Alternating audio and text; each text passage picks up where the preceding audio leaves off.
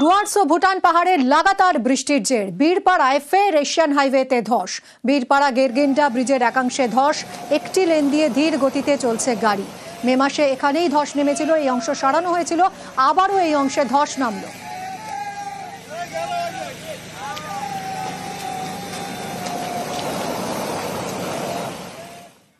Blue লাইনের পর মেট্রোর নতুন গ্রিন লাইনেও যাত্রী ভোগান্তি, বারবার বিভ্রাট, সময় চলে না ট্রেন, কাজ করে না ডিসপ্লে বোর্ড, এমনই নানা অভিযোগ যাত্রীদের। স্টেশনে রেলগাড়িটা মাইপা চলে ঘড়ির কাঁটা। কলকাতা মেট্রো ঘড়ির কাঁটা মেপেই চলতো, কিন্তু এখন আর তা হচ্ছে কোথায়? ব্লু লাইনে ভোগান্তি তো আছেই, এখন মেট্রোর নতুন রুট ইস্ট ওয়েস্টের গ্রিন লাইনেও ভোগান্তির ছবি।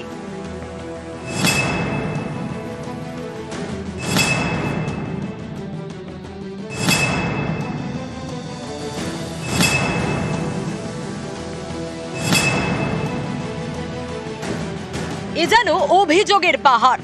মাসখানেক আগেই চালু হয়েছে হাওড়া ময়দান সেক্টর 5 মেট্রো পরিষেবা, সেই লাইনেই বারবার বিভ্রাট। বুধবারের পর বৃহস্পতিবারও সফটওয়্যার বিকল হওয়ায় প্রায় আধ ঘন্টা বন্ধ ছিল শিয়ালদা থেকে এসপ্ল্যানেড মেট্রো।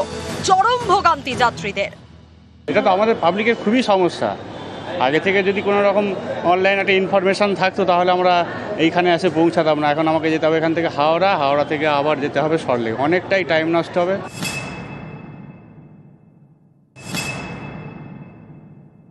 প্রবলেমটা হচ্ছে কি, আমরা বোর্ডে দেখলেই অনেক সময় আমরা মেট্রো টাইমটা ডিসাইড করি, ওরকম স্কেডিউল করেই আমরা বেরোই। এখন মেট্রো ফ্রিকোয়েন্সিটা অনেকটা ডিস্টার্ব হচ্ছে বলে বোর্ডেও কিছু দেখা যাচ্ছে না, বলে অ্যাপেও ভুলভাল দেখাচ্ছে। সো আমাদের স্কেডিউলটা একটু উলট পালট হয়ে যাচ্ছে, তার জন্য অফিসে লেট আর অনেক কিছু এরকম সমস্যা আসছে। আগে হয়ে যাচ্ছে কখনো, যেমন হাওড়ায় দেখলাম 9:42, কিন্তু সেটা কি বলে আপনার 9:41 এসে গেলো, বুঝতে পারলাম না আগের ট্রেন না পরের ট্রেন। আগের দিনও আমার সেম সমস্যা হয়েছে, আজকেও সেম সমস্যা। মানে এসপ্ল্যানেড থেকে যখন উঠলাম তখন ডিসপ্লেতে আমি কোনো টাইম দেখতে পাচ্ছি না। তো এই সমস্যাগুলো আমাদের প্রতিদিনই ফেস করতে হচ্ছে, জানি না কবে এটা ঠিক হবে। অত্যাধুনিক মেট্রো, প্ল্যাটফর্মে লাগানো স্ক্রিনিং গেট, ট্রেন এসে দাঁড়ায় নির্দিষ্ট জায়গায়, ট্রেনের দরজা খোলে, একই সঙ্গে স্ক্রিনিং গেটও খোলে। কিন্তু এই দেখুন কি ছবি! এটা হাওড়া স্টেশন, যেখানে দাঁড়ানোর কথা মেট্রো দাঁড়িয়েছে সেখান থেকে কিছুটা দূরে, যার জেরে ট্রেন এসে থামলেও গেট খুলছে না।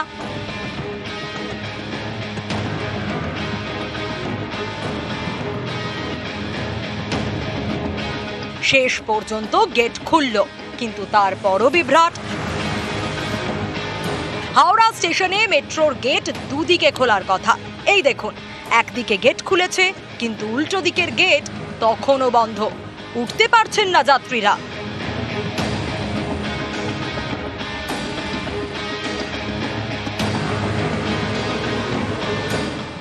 ছাড়ার সময়ও গেট বন্ধ হতে দেরি, যার জেরে বাড়তি কিছু সময় নষ্ট করেই প্ল্যাটফর্ম ছাড়ল ট্রেন।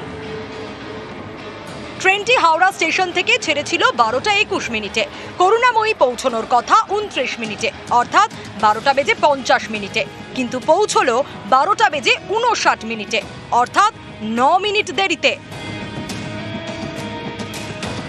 উত্তর দক্ষিণের পরে পূর্ব পশ্চিম, মেট্রোর নতুন রুট, কিন্তু সেখানেও চেনা ভোগান্তি। নিউজ 18 বাংলা। নিউজ 18 বাংলায় আমরা আপনাদের দেখিয়েছিলাম ভুয়ো কাস্ট সার্টিফিকেট দিয়ে 5 জন ইঞ্জিনিয়ার পূর্ত দফতরে চাকরি পাওয়ার খবর। অনগ্রসর শ্রেণী কল্যাণ দফতরের অভিযোগ পেয়ে কড়া পূর্ত দফতর 5 অভিযুক্তের তথ্য যাচাইয়ের নির্দেশ দিয়েছে তারা। সংশ্লিষ্ট মহকুমা শাসকদের থেকেও চেয়েছে রিপোর্ট। ভুয়ো কাস্ট সার্টিফিকেট, এই সার্টিফিকেট দেখিয়ে সরকারি চাকরি। পূর্ত দপ্তরে চাকরি করছেন 5 জন, সকলেই ইঞ্জিনিয়ার। এ নিয়ে তদন্ত করতে বলে পূর্ত দপ্তরকে চিঠি দিয়েছিল অনগ্রসর শ্রেণী কল্যাণ দপ্তর। এরপরেই কড়া পূর্ত দপ্তর, তারা অভিযুক্ত 5 ইঞ্জিনিয়ারের কাস্ট সার্টিফিকেট যাচাইয়ের নির্দেশ দিয়েছে। মহকুমা শাসকের অফিস থেকে কাস্ট সার্টিফিকেট দেওয়া হয়, তাই সংশ্লিষ্ট মহকুমা শাসকদের তদন্ত করতে বলা হয়েছে। তদন্ত করে দ্রুত রিপোর্ট দিতে বলেছে পূর্ত দপ্তর। ভুয়ো কাস্ট সার্টিফিকেটের চাকরি সম্প্রতি অনগ্রসর শ্রেণী কল্যাণ দপ্তর অভিযোগ করে ভুয়ো এসটি সার্টিফিকেটে পূর্ত দপ্তরে চাকরি করছেন 5 জন, সকলেই অ্যাসিস্ট্যান্ট ইঞ্জিনিয়ার পদে। 5 জনের নাম উল্লেখ করে পূর্ত দপ্তরকে চিঠি দেয় অনগ্রসর শ্রেণী কল্যাণ দপ্তর। সেই চিঠিতে 5 জনের বিরুদ্ধে তদন্ত করতে বলা হয়েছে। এরপরেই পদক্ষেপ পূর্ত দপ্তরের। 5 ইঞ্জিনিয়ার যেখানে থাকেন সেখানকার মহকুমা শাসকদের থেকে চাওয়া হয়েছে রিপোর্ট। এর আগে ভুয়ো কাস্ট সার্টিফিকেটে শিক্ষকের চাকরির অভিযোগ ওঠে, জাল জাতি শংসাপত্রে পুলিশে চাকরিরও অভিযোগ ওঠে। এবার ভুয়ো কাস্ট সার্টিফিকেটে পূর্ত দপ্তরের ইঞ্জিনিয়ার, অভিযোগ পেয়েই কড়া পদক্ষেপ। পূর্ত দপ্তরে এই অভিযোগ উঠে আসায় জেলাগুলিকে তদন্ত করে দ্রুত রিপোর্ট দিতে বলল পূর্ত দপ্তর। উদ্দেশ্য একটাই, যাতে অবৈধভাবে জাতিগত শংসাপত্র দিয়ে কেউ সরকারি চাকরি না করেন। ক্যামেরায় সুমন বসুর সঙ্গে সোমরাজ বন্দ্যোপাধ্যায়, নিউজ 18 বাংলা, কলকাতা। হাঁটতে পারেন না, পায়ে জোর নেই, কিন্তু মনের জোর আছে। পুরুলিয়ার চন্দন কুমার মাঝি চান ডাক্তার হতে। এসএসকেএমে ফিটনেস পরীক্ষায় ফেল করেছেন, তাই হাল ছাড়েননি তবুও। হাইকোর্টে যান, হাইকোর্টের নির্দেশে ফের ফিটনেস টেস্ট দিল্লির সরকারি হাসপাতাল লেডি হার্ডিঞ্জে। সেখানে পাশ করে পেয়ে গিয়েছেন ডাক্তারি পড়ার ছাড়পত্র।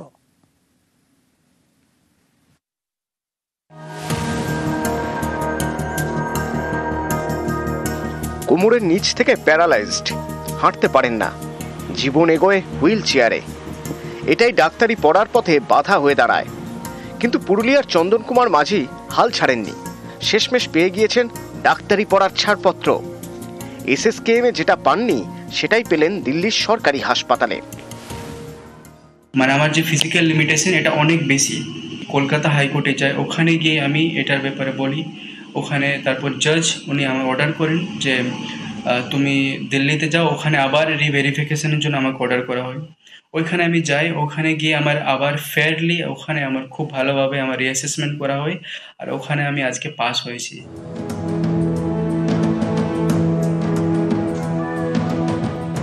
পুরুলিয়ার বাঘমুন্ডির বাসিন্দা চন্দন কুমার মাঝি 2015 সালে পথ দুর্ঘটনায় হাঁটা চলার ক্ষমতা হারান।